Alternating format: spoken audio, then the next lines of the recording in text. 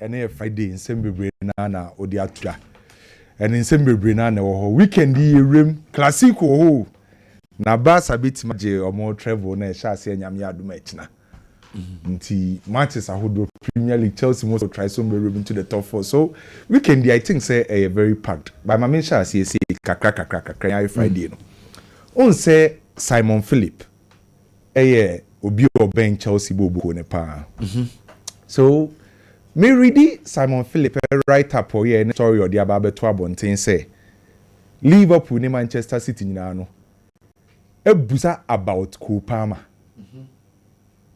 ana Simon Philip the about to abonten say Liverpool Man City akoye enquiries be about Copa say possibility was say obitima join Liverpool and Man City me who story na me pese me follow because na me wanwa kakra can to be honest with you one me story ni me ndi me nka say nya no kra because me nti UK ho ana maybe say Simon Philip or Chelsea bobuko ana maybe say obehu de ekoso asen mu bi na mu me kasa me ndi say deal bi be wo ho for Liverpool and Man City say omo yes omo kwa kope Copa because enye deal be a transfer yet me see the enye deal a only say eye feasible eye achievable as it stands now Copa free Manchester City about Chelsea the major reason why am Copa free Chelsea Man City call Chelsea say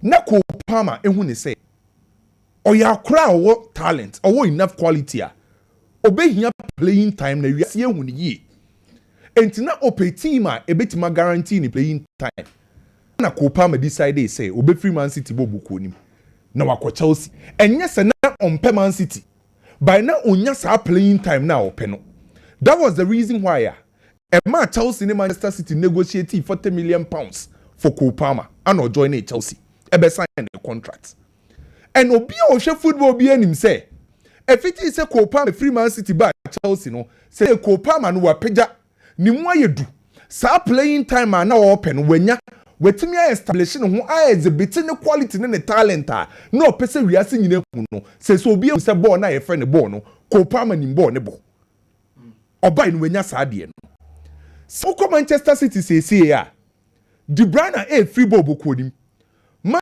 City ain't me and rely on Gundogan and Bernardo Silva ho enti aye so clear say Manchester City pe offensive midfielder obetima add the numbers to Manchester City.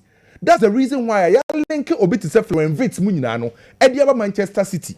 Enti say what say yes link Copa back to Manchester City and am say Man City for a player ni type no ni profile ni say Copa enti nya be link Copa back to Manchester City because omu hia Copa profile bi attacking midfield obetima ma numbers no. And so what say asal link Copa to Liverpool bobo ni Mohamed Salah extended the contract. Liverpool for him pay say, baby Mohamed Salah keka kono. Maybe say from the next year and also next 2 seasons say there him no. Mohamed Salah ain't me mouse our numbers na be 2-3 years ago the man. Ain't that then yen kope obi a oti Premier League na say obi obetima sa add numbers abe complement the effort of Mohamed Salah. Ain't no mo your imagine say any year sell link Abrante friend say Copa to Liverpool. And it's what is Simon Philip aye story say yes Liverpool ni Manchester City for ni nyina no aye inquiries about Copa the kind of profiles our clubs ni hwehwe enti ni link on by to me Ken personally me story no me njindi ana me nya sure say Chelsea be jai Copa me because it is a third ni team be for Chelsea bobuku no omo project on person ye the project is young talented players more long-term contracts. And it's a Chelsea 6 years, 7 years.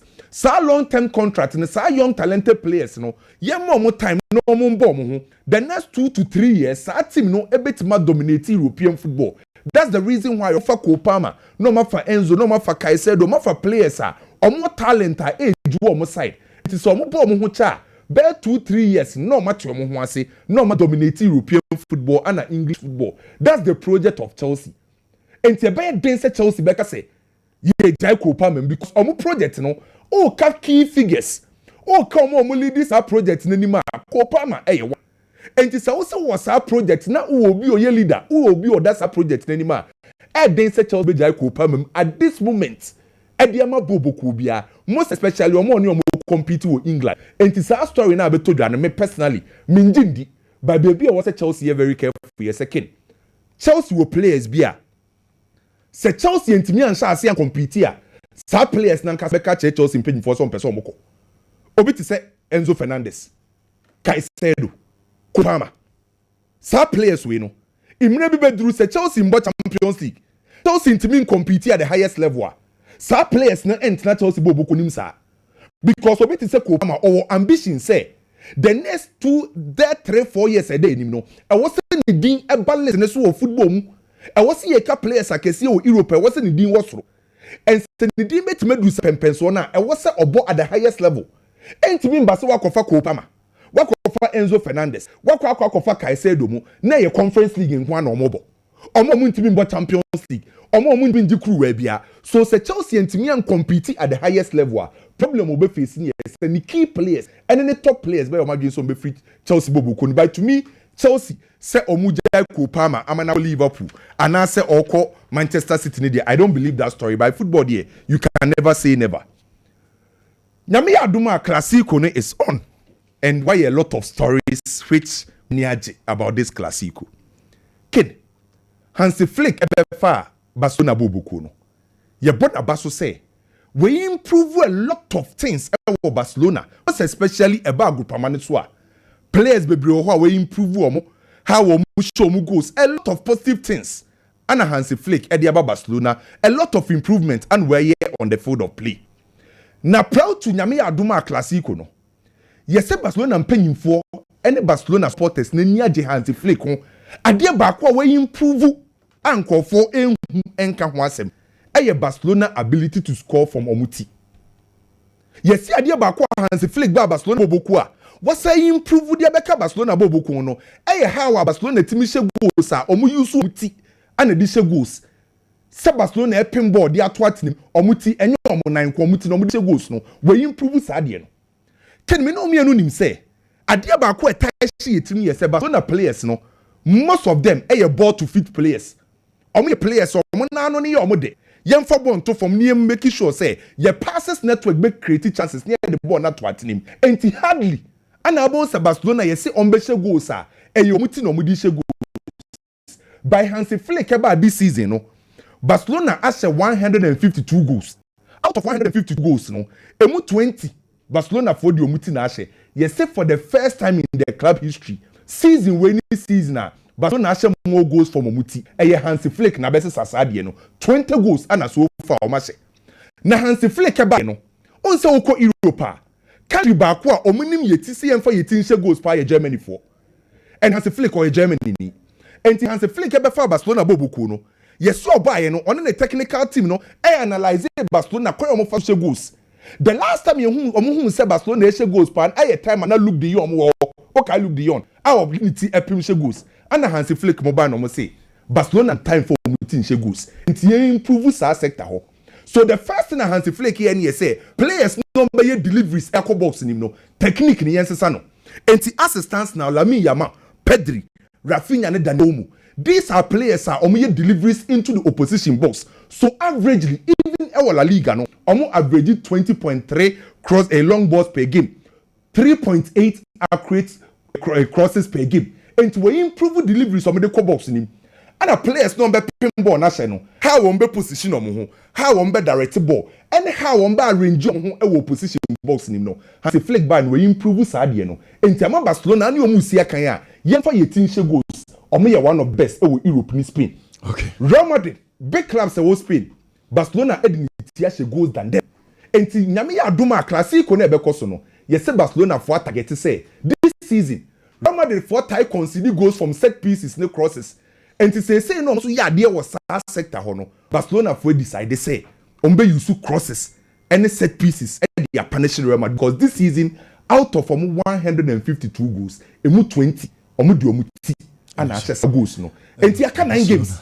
Na Barcelona etimi ade omo treble no 9 games no. E sha ase nyame do match na. Na wa wo team Real Madrid. Ese nyame adoma fe Real Madrid na bebo 3-0. Say no what to into. Yeah, now nsuro kakra. For men the chain Alaba trade.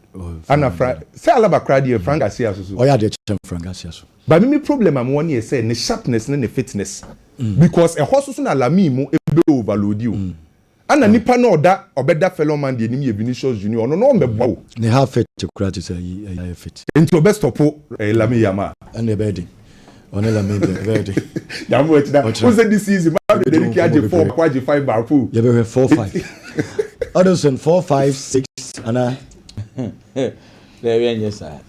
there be o me ma ayi na wo free 4 na akwasai 5 wo free 5 na akwasai 6 me ka ayi na kire wonye results na make 4-5-6 no comment. Okay. Asem okay. Merasi na mamintuaso e wa hasi.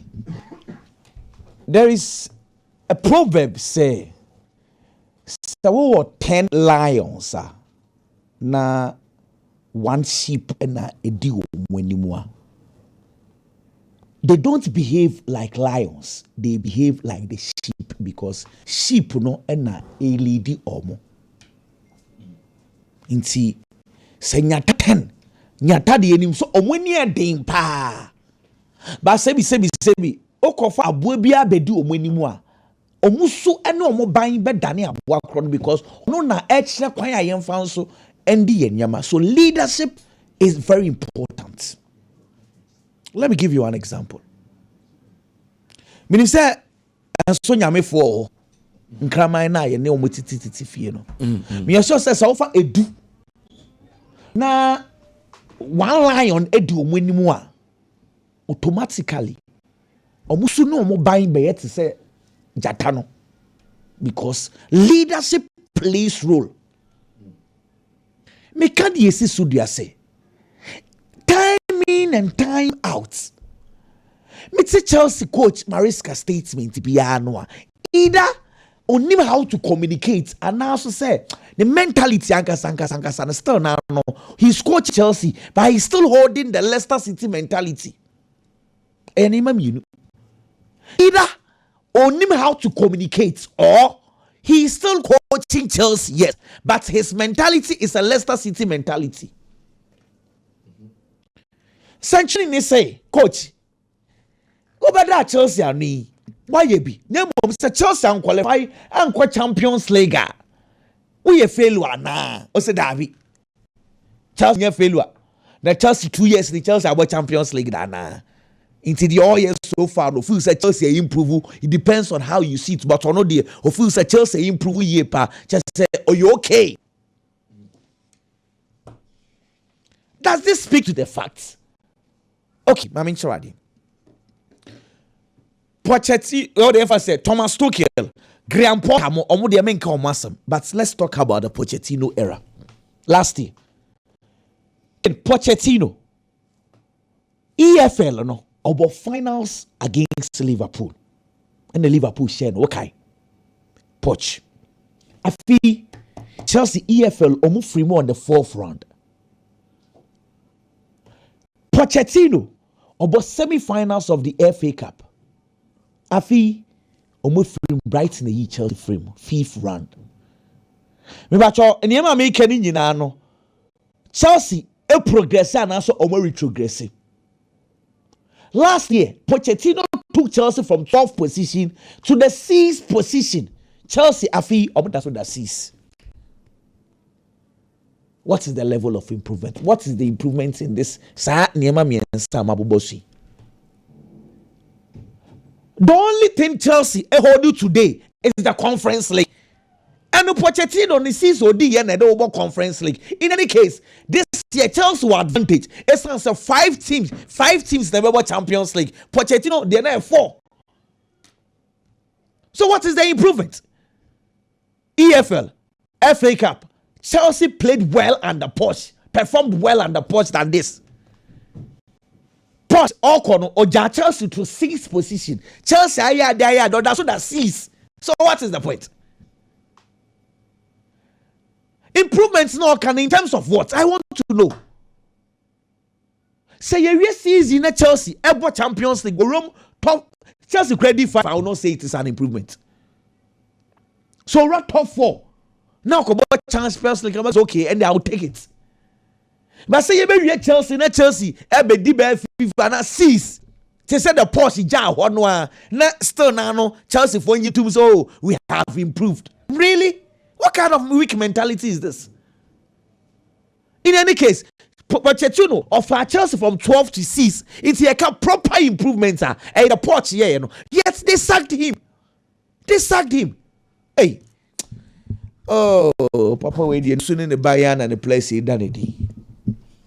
I mean, to Samson in Casa. Here, Ken. European referees no Simon Mixniak the a Polish referee no Clement Tempin Francois Letizier Daniel Osato Daniel Micheli, these are top coaches in Europe, top referees in Europe.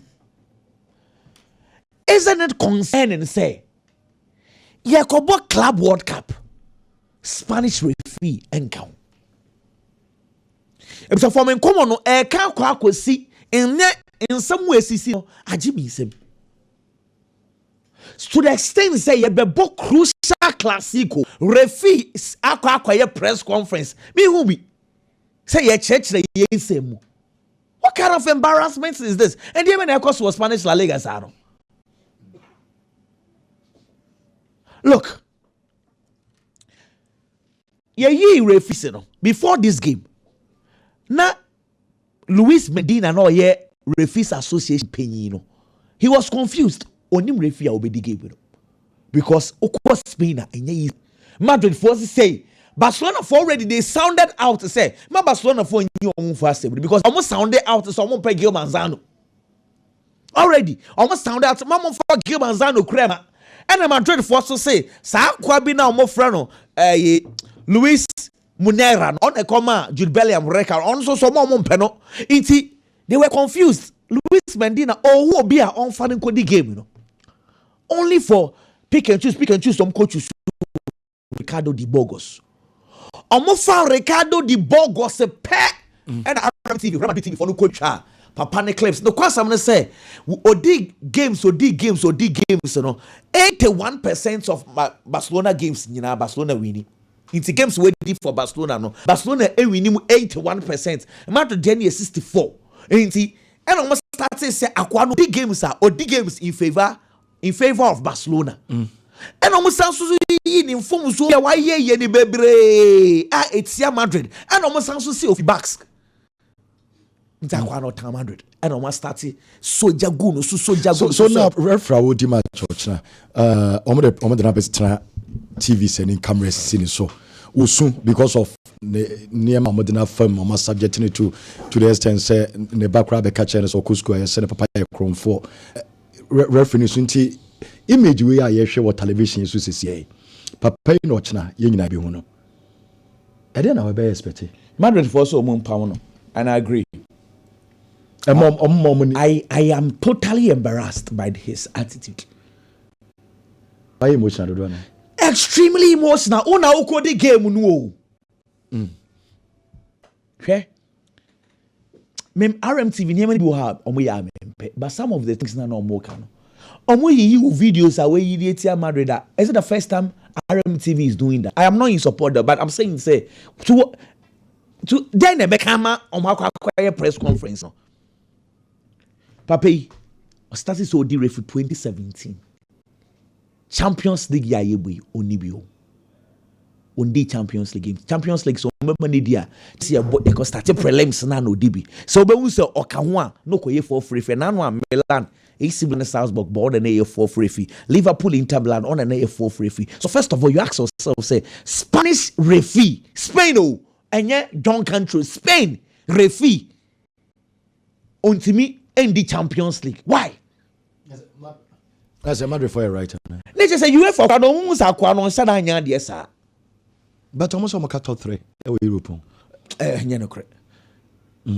Mandina na yes ade. On em wa yes ade no. Say Spanish referees no upper top 3 referees e wo wiase a o ka ho.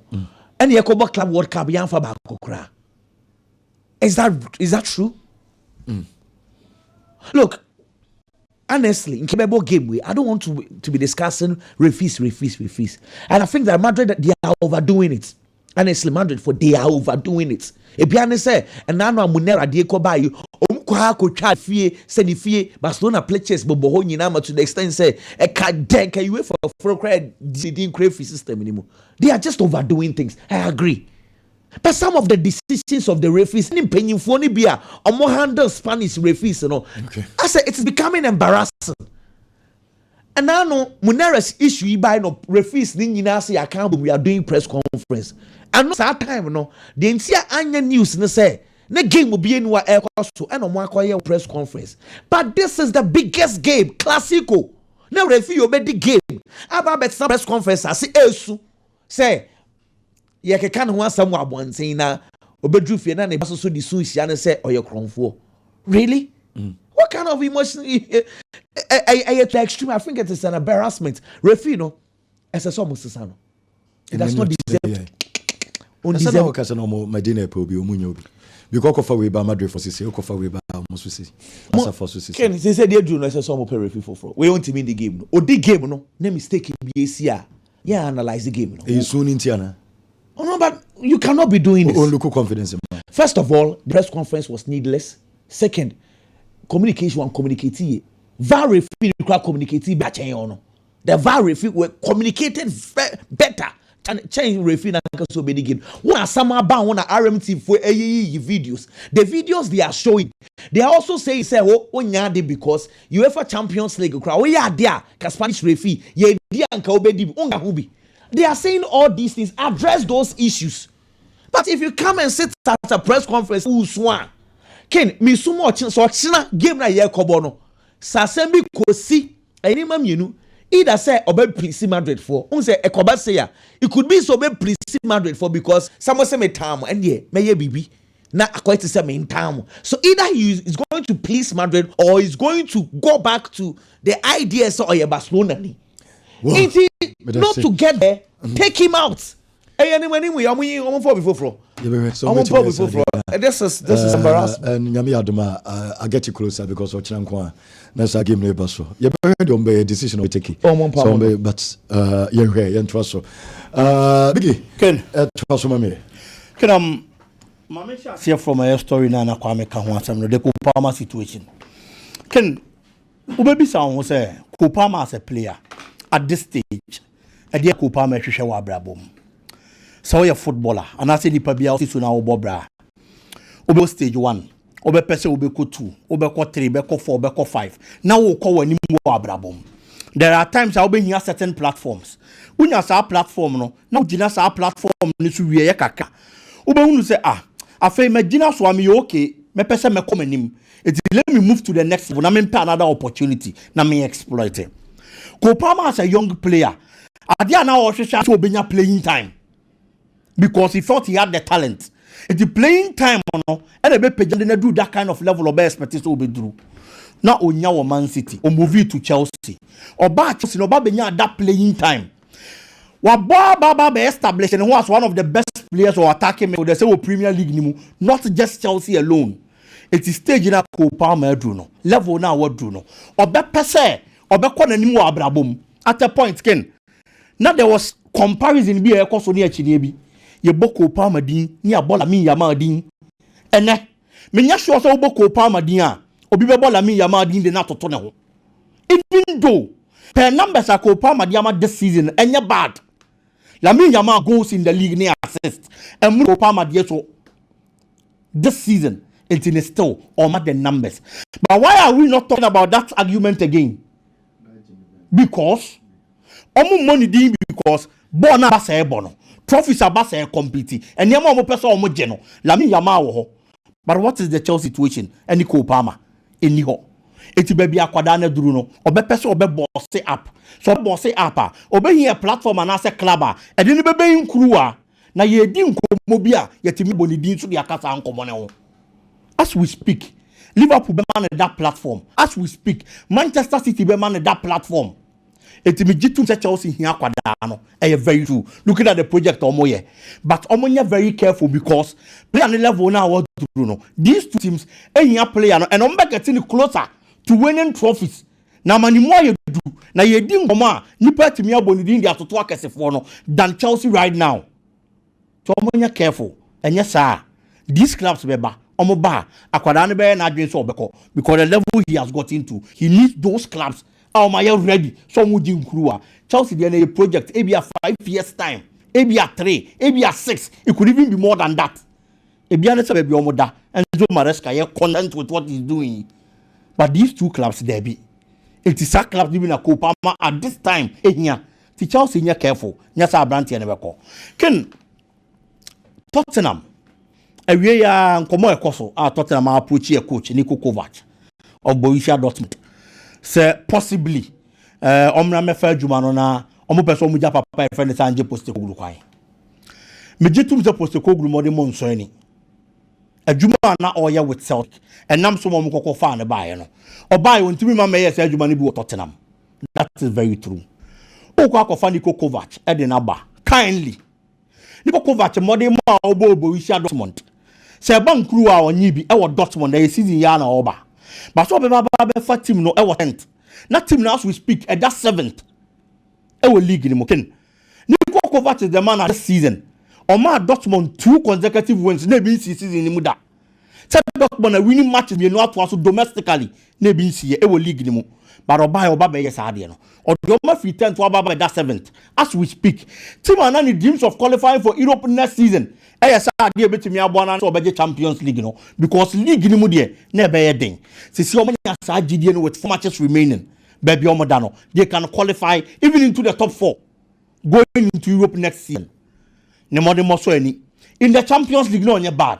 Before meeting Barcelona no you unbeaten in 4 matches.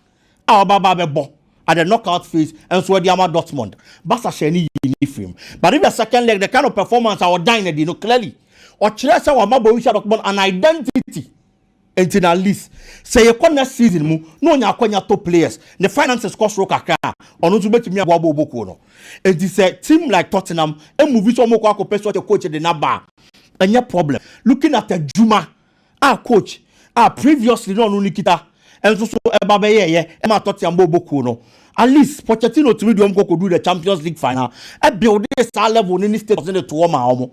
But after he left, omo buy na timi anya say adwuma na fatim na get close.